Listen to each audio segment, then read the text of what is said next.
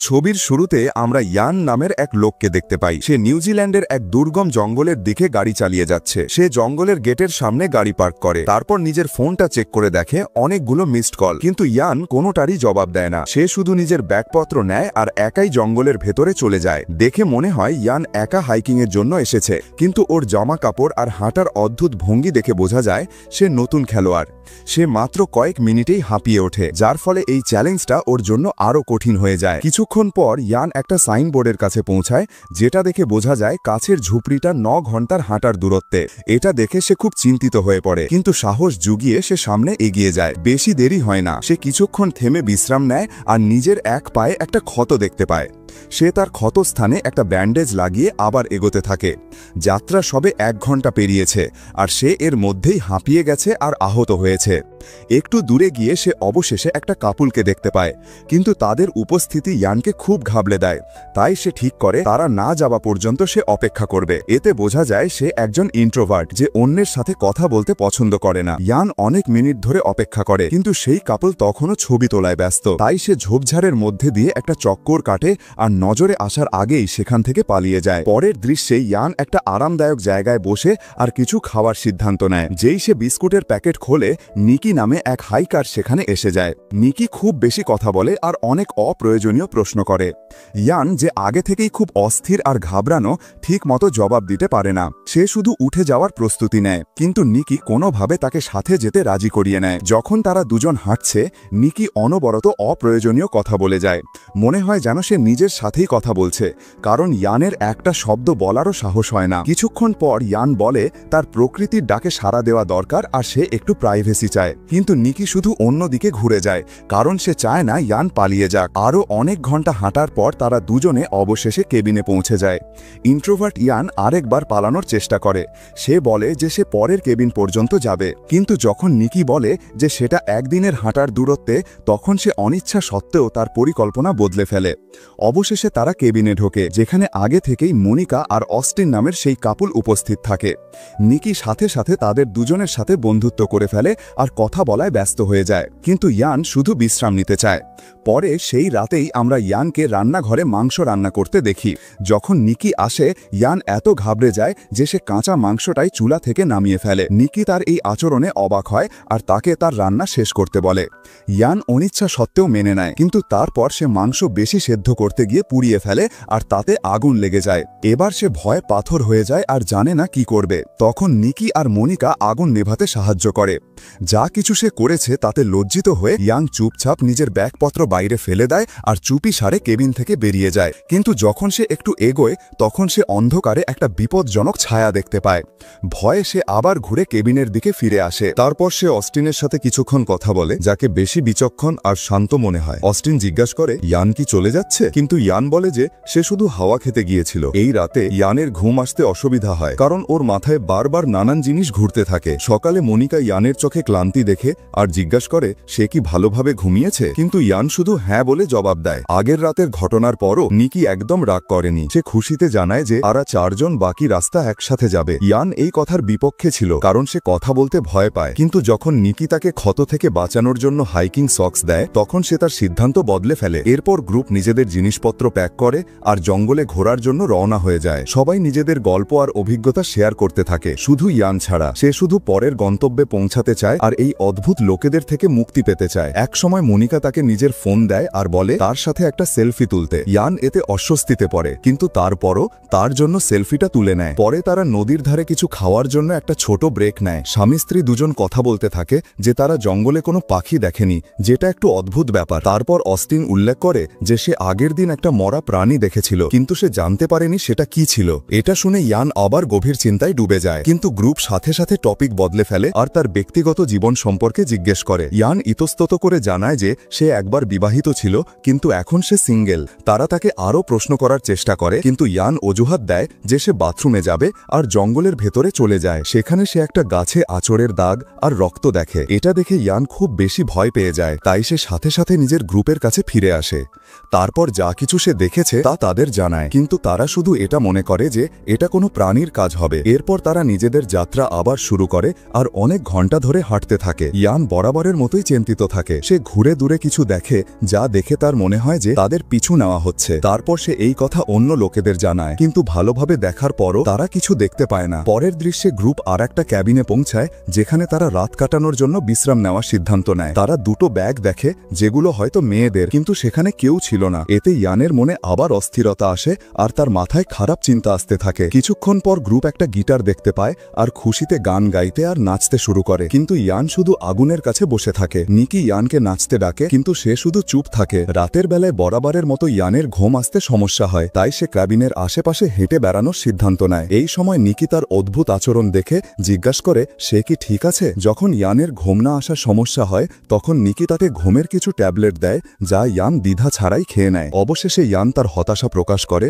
আর বলে যে সে একজন ব্যর্থ মানুষ, যে কোনো কাজের না। নিকির তার জন্য খারাপ লাগে, কিন্তু সে তাকে সান্ত্বনা দেওয়া ছাড়া আর কিছু করতে পারে না। এরপর যখন সে ঘুমিয়ে পড়ে, ইয়ান আবার ক্যাবিনে হাঁটতে থাকে, কিন্তু তার চোখ দ্রুত মেয়েদের সেই ব্যাগগুলোর ওপর পড়ে। ইয়ান একটা ব্যাগে ক্যামেরা দেখে, যা সে কোনো অনুমতি ছাড়াই খুলে ফেলে। তারপর সে দুজন মেয়ের ছবি দেখে, যারা জঙ্গলে হাইকিং করছিল। সবকিছু একদম স্বাভাবিক লাগে, কিন্তু একটা ছবিতে ইয়ান একটা অদ্ভুত লোককে দেখে, যে মেয়েদের দূর থেকে দেখছে। যখন সে সেই ছবিটা জুম করে, তখন সেটা দেখে অবাক হয়ে যায় যে সেই লোকটি আর কেউ নয়, নিকি। ইয়ান আরও ইনফরমেশন খোঁজার চেষ্টা করে, কিন্তু হঠাৎ করেই যে ঘুমের ট্যাবলেট সে আগে খেয়েছিল, সেগুলোর প্রভাব শুরু হয়ে যায় আর সে সাথে সাথে ঘুমিয়ে পড়ে। যখন ইয়ান পরের দিন সকালে ওঠে, তখন সে নিজেকে একটা গরম কম্বলে ঢাকা দেখে। মনিকা জিজ্ঞেস করে সে মেঝেতে কিভাবে পৌঁছালো। এর উত্তরে সে জানায় নিকি তাকে ঘুমের ট্যাবলেট দিয়েছিল। তারপর সে বলে সে তাদের কিছু দেখাতে চায়। এই সময় নিকি আর অস্টিন কেবিনে ফিরে আসে। নিকি জানায় যে সে ইয়ানের উপর কম্বল দিয়েছিল, যাতে সে শান্তিতে ঘুমাতে পারে, কিন্তু ইয়ান তাকে বিশ্বাস করে না। তাই সে ক্যামেরা বের করে আর সবাইকে জানায় যে নিকি সেই দুজন মেয়ের পিছু নিচ্ছিল। দুর্ভাগ্যবশত ক্যামেরার ব্যাটারি শেষ হয়ে গিয়েছিল। এর পরেও ইয়ান দাবি করে যে নিকি সেই দুজন মেয়েকে খুন করেছে। সে এটাও বলে যে তাকে আগের রাতে ড্রাগস দেওয়া হয়েছিল, কারণ সে সত্যের কাছাকাছি চলে এসেছিল। নিকি রেগে যায়, কারণ সে বুঝতে পারছিল না যে এই সব বোকামি অভিযোগ কোথা থেকে এলো। কিন্তু পরিস্থিতি খারাপ হওয়ার আগেই সেই হাইকার মেয়েরা হঠাৎ কেবিনে এসে যায়, যার ফলে পুরো রহস্যটা সমাধান হয়ে যায়। এই লজ্জার পর ইয়ান নিজের জিনিসপত্র প্যাক করে আর চুপচাপ কেবিন থেকে বেরিয়ে যায়। কিন্তু আর একবার তার মন বদলে যায়, কারণ সে জানে যে সে নিকির সাথে অন্যায় করেছে। সে তার বন্ধুর কাছে ফিরে আসে আর তার কাছে ক্ষমা চায়। অবাক করা বিষয় হলো নিকি সাথে সাথে তাকে ক্ষমা করে দেয় আর এমন আচরণ করে যেন কিছুই হয়নি। কিছুক্ষণ পরেই সেই চারজনের গ্রুপ কেবিন থেকে বেরিয়ে আসে আর তাদের হাইকিং চালিয়ে যায়। তারা দ্রুত একটা মোড়ে পৌঁছায়, যেখানে দুটো রাস্তা আছে। একটা রাস্তা অসাধারণ একটা ঝর্ণার দিকে যায় আর অন্যটা জঙ্গলের দিকে। এতে গ্রুপটা বিভক্ত হয়ে যায়, কারণ কাপলটা ঝর্ণা দেখতে চায় আর নিকি ও ইয়ান জঙ্গলে হাইকিং করতে চায়। অবশেষে তারা নিজেদের পথে যায় আর পরের কেবিনে দেখা করার সিদ্ধান্ত নেয়। তারপর নিকি আর ইয়ান ঘন জঙ্গলে হাঁটতে শুরু করে। এক সময় তাদের মনে হয় তারা পথ হারিয়ে ফেলেছে। তাদের প্রায় একটা দুর্ঘটনার মুখোমুখি হতে হয়, যখন নিকি একটা ট্র্যাপে পা রাখতে যাচ্ছিল, কিন্তু বেঁচে যায়। ইয়ান বলে স্থানীয় লোকেরা এই জাল ছাগল ধরার জন্য ব্যবহার করে, কিন্তু নিকি মনে করে এই জালটা অনেক বড়। পরিস্থিতি আরো খারাপ হয় যখন ইয়ানের মনে হয় যে কেউ তাদের উপর নজর রাখছে, আর এইবার সে গাছে স্পষ্টভাবে কিছু নড়াচড়া দেখতে পায়। পরে তাদের ভয় দ্রুতই খুশিতে বদলে যায় যখন তারা অসাধারণ ঝর্ণার কাছে পৌঁছায়। দুজন ছেলে এই সাফল্য উদযাপন করে আর তারপর তাদের যাত্রা চালিয়ে যায়। কিছু ঘন্টা পর সূর্য ডুবে যায় আর অন্ধকার নেমে আসে। তাদের পরের ঝুঁপড়ি পর্যন্ত পৌঁছানোর জন্য একটা সরু রাস্তা দিয়ে যেতে হয়, কিন্তু ইয়ান বলে তারা অন্য একটা রাস্তা নেবে। তার ভয় হয় যে কেউ তাদের জন্য অপেক্ষা করছে আর তাদের জীবনের ঝুঁকি থাকতে পারে। কিন্তু নিকি ইয়ানের কথা অগ্রাহ্য করে আর তাকে এগিয়ে যাওয়ার জন্য একটা টর্চ দেয়। ইয়ান ইতস্তত করে এগিয়ে যায় আর অন্ধকার রাস্তায় ধীরে ধীরে হাঁটার চেষ্টা করে, কিন্তু তার ঘাবড়ানোর কারণে সে টর্চটা একটা ঢালুতে ফেলে দেয়। এতে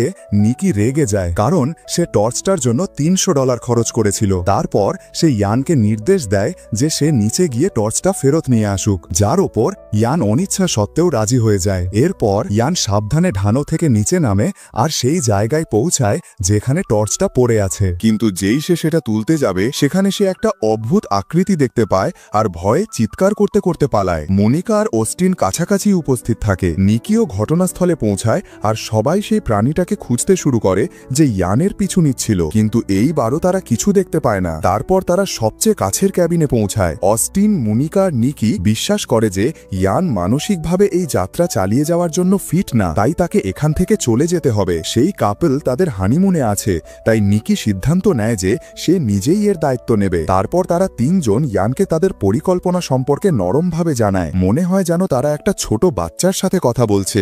ইয়ানও এটা বুঝতে পারে যে সে তাদের জন্য বোঝা হয়ে উঠছে, তাই সে তাদের পরিকল্পনায় রাজি হয়ে যায়। যেই সকালে সূর্য ওঠে, ইয়ান আর নিকি নতুন হাইকের জন্য শহরের দিকে রওনা হয়ে যায়। কিছু ঘন্টা পর নিকির হঠাৎ প্রাকৃতিক ডাকে সাড়া দেওয়ার প্রয়োজন হয়, তাই সে একটা কোণে যাওয়ার অনুমতি নেয়। কিন্তু যখন নিকি অনেকক্ষণ ধরে ফিরে আসে না, তখন ইয়ান চিন্তিত হয়ে পড়ে। সে চেক করতে যায় আর সেখানে একটা অবাক করা দৃশ্য দেখে। তারপর মনিকা আর অস্টিনের দৃশ্য দেখানো হয়, যারা আরামে ক্যাবিন থেকে ফিরে আসছে। তাদের সাথে ঘাবড়ানো ইয়ানের দেখা হয়, যে বারবার বলতে থাকে যে সে তাকে মেরে ফেলেছে আর খেয়ে ফেলেছে।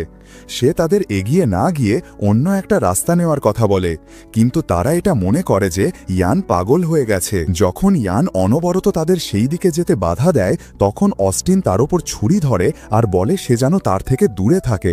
এরপর মনিকা আর অস্টিন জঙ্গলের গভীরে যায় আর তারা সেই একই জায়গায় পৌঁছায় যেখানে নিকিকে মারা হয়েছিল। কিন্তু এটা একটা বড় ভুল প্রমাণিত হয়, কারণ হঠাৎ করেই মনিকাকে কোনো বিপজ্জনক জিনিস নিজের দিকে টেনে নেয়। অস্টিন ঘাবড়ে গিয়ে মনিকাকে খুঁজতে দৌড়ায়, কিন্তু আর একবার সেই ইয়ানের সাথে দেখা করে। ইয়ানকে খুনি ভেবে অস্টিন তার উপর হামলা করতে শুরু করে, কিন্তু হঠাৎ থেমে যায় যখন সে দূরে তার স্ত্রীর কাটা লাশ দেখতে পায়। অস্টিন আনকন্ট্রোলেবল ভাবে কাঁদতে শুরু করে আর আবার ইয়ানের ওপর হামলা করার চেষ্টা করে, কিন্তু তার পা একটা ট্র্যাপে ফেসে যায়।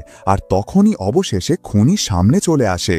এটা একটা অনেক বড় আর ভয়ঙ্কর পাখি সদৃশ প্রাণী। তারা দুজন ভয়ে জমে যায় আর তারপর দ্রুত ক্যাবিনের দিকে দৌড়ে যায় আর সব দরজা জানালা বন্ধ করে ফেলে। এখন যেহেতু অস্টিন গুরুতর আহত, কাপুরুষ ইয়ানের ওপরই এই দায়িত্ব আসে যে সে তাদের রক্ষা করবে।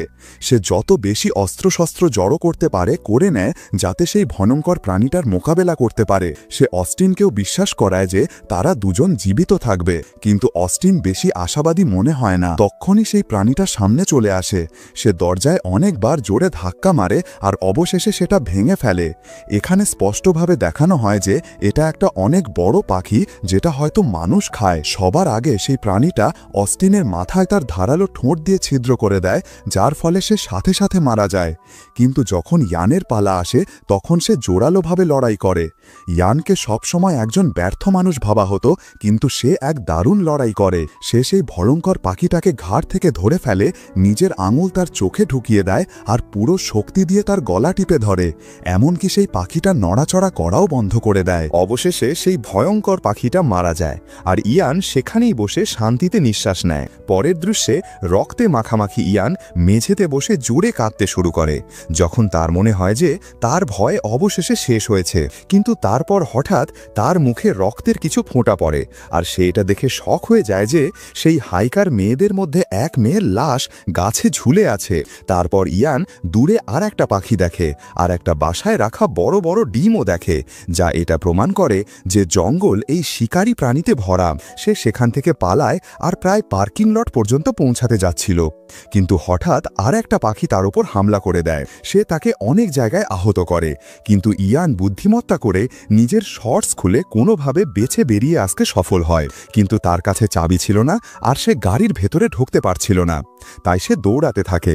এমনকি অবশেষে সে মেন হাইওয়ে পর্যন্ত পৌঁছে যায়। অবশেষে ইয়ান একটা গাড়ি আসতে দেখে আর সেটার দিকে দৌড়ায়। যখন গাড়িটা থামে, তখন রক্তে মাখামাখি ইয়ান তার কাছে সাহায্য চায়, আর এখানেই মুভিটা শেষ হয়ে যায়।